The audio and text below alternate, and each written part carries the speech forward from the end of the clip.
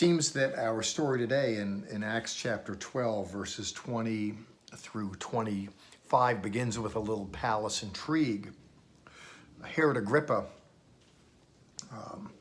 had gone sideways with the residents of Tyre and Sidon, we're told in verse 20, and they came to him endeavoring to make peace. Tyre and Sidon were in Herod Agrippa's sector, and they wanted to mend the fences, and apparently they make a way for that to happen.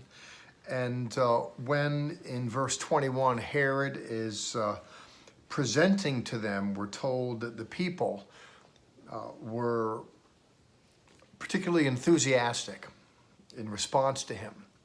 In Roman rhetoric, there's something called panegyria, and that is where you blow stardust in the face of elites.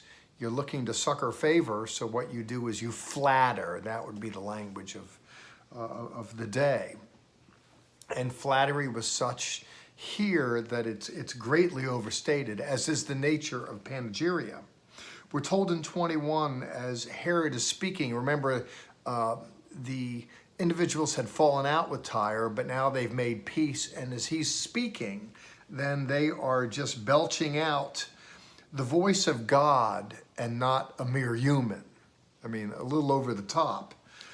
And we're told in verse 23 that immediately then, to use the language of the text, an angel of the Lord struck him down because he did not give God glory. This comports with Josephus, a report of Herod's demise as well. We're told here that he was eaten internally by worms and died. Not a glorious end, to be sure. And here the writer gives some commentary on that. It's interesting, powerful people hold power for a season, and then they're brought down by their own sins and circumstance. Now, his heirs are going to note later on into the narrative, but this man is gone.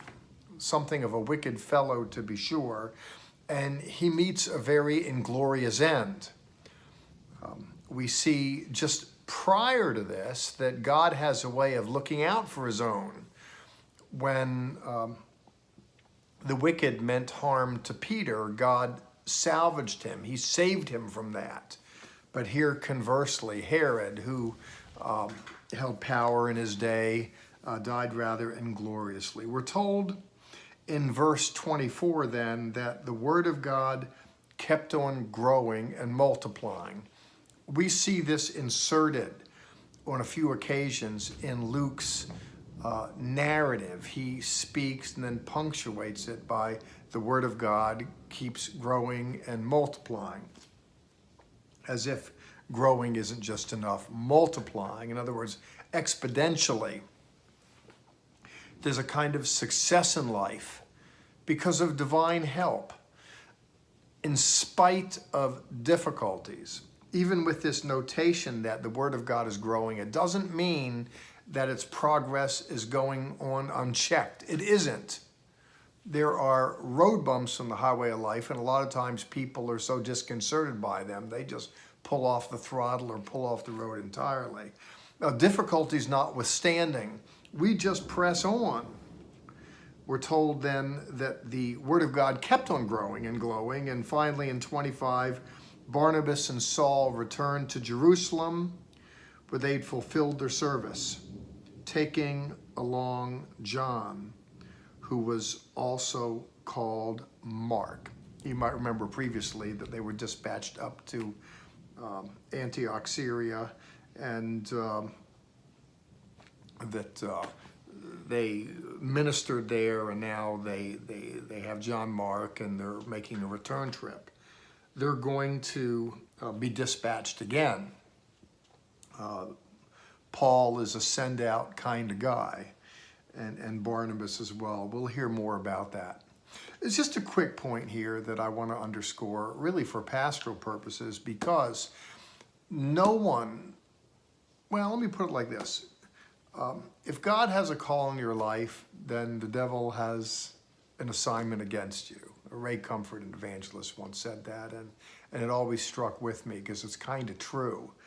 it's my own way of saying that no one goes unopposed.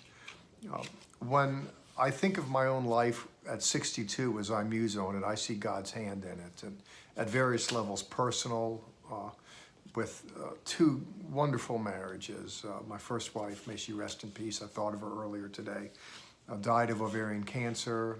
My second wife, Barry, is out now running some errands.